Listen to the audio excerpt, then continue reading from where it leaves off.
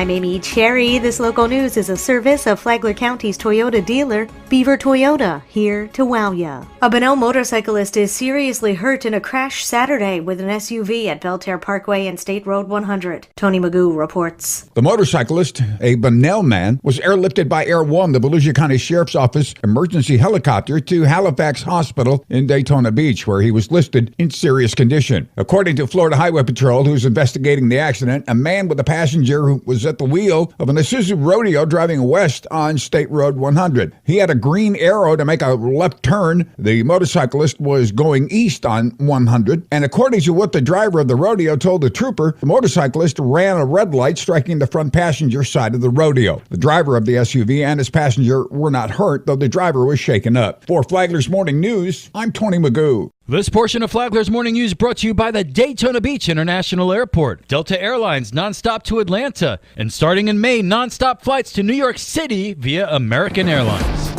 A man wanted for robbing a Palm Coast jewelry store over the summer is awaiting extradition from Georgia. John Arking has an update. DNA evidence has led to the arrest of one of the suspects in the robbery of the K Jewelers located in Palm Coast Town Center last August. Two suspects were reported to have fled the area with over $20,000 in jewelry from the heist, in which one of the suspects used a sledgehammer to break open a display case. Blood collected from the broken glass on the case was submitted for DNA analysis. Detectives followed numerous leads, which twice led them to Savannah, Georgia, and 25-year-old Tyrone Lamar Walker, who was in the Chatham County Jail for a separate offense. Flagler County Sheriff Rick Staley. Those cases, of course, take time to build, and here we had DNA because one of the suspects left some blood behind, and our CSI processed it, collected it, and we got a DNA match. So he's going to go to prison for a while. Walker was charged with armed robbery with a weapon, grand theft over $20,000, and felony criminal mischief. The Flagler County Sheriff's Office has a detainer on Walker and is seeking extradition once his charges in Savannah are concluded. From the WNZF Newsroom, I'm John Arking.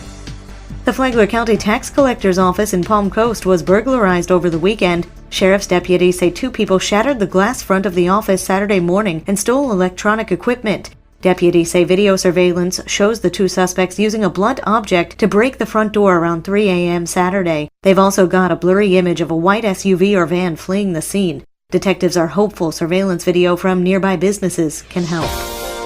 Flagler County is working first to find an interim county administrator, then a permanent one.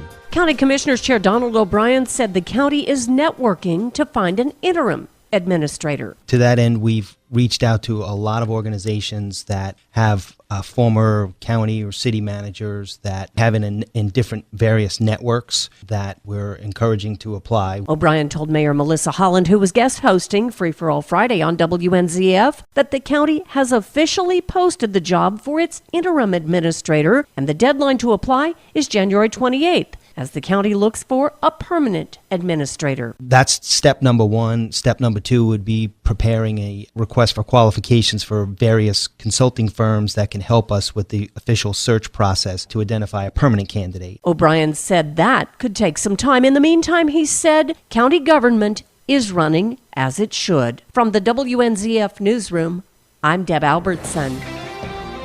Hundreds gathered at the Hammock Beach Resort for a black tie gala to benefit Sheriff's Office employees who die in the line of duty, are wounded, or fall on hard times. The second annual Sheriff's Gala raised $76,000 for the Flagler Sheriff's Employee Assistance Trust.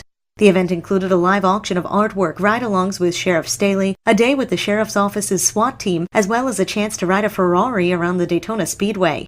The auction raised an additional $12,000. Sheriff Staley also presented awards for the Law Enforcement Deputy of the Year to Austin Tuning and Detention Deputy of the Year to Sharia Woods, who stopped an inmate from harming a nurse. This year's Civilian Employee of the Year is the PALS coordinator, Carrie Henderson, for her tireless work with the county's youth.